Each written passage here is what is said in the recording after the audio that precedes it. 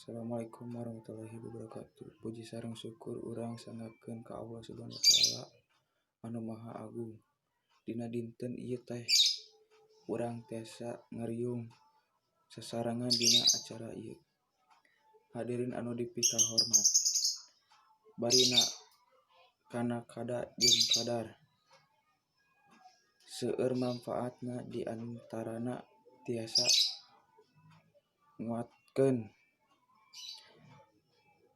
keimanan sareng katakwaan ka Allah Subhanahu wa taala. Selain ti eta bisa oge nyadarkeun urang yen sagala perkara atawa kajadian nu aya di bumi ieu sareng urang di dunia. Masalah atawa rintangan naon wae anu aya di hareup urang teh ngan ngurupakeun ketetapan ti Allah Subhanahu wa taala.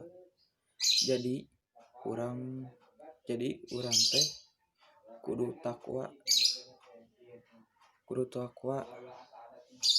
yen sagala rupa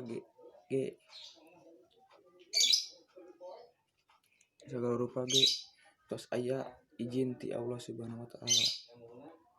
Urang sadaya moal tiasa ngahindar ti katetapan Allah Subhanahu wa taala. Dek nu hade dek nu goreng sadaya tos diatur ku Maha Kuasa. Iman kana kadar jeung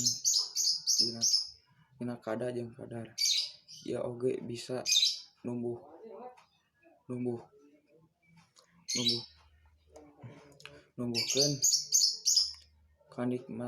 kanikmatan di Allah Subhanahu wa taala sareng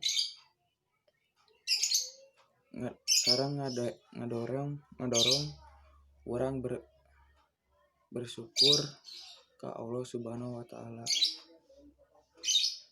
Sakieu heula pidato ti abdi, upami aya caresan anu teu meunah di hate abdi nuhunkeun dihapunten. Wassalamualaikum warahmatullahi wabarakatuh.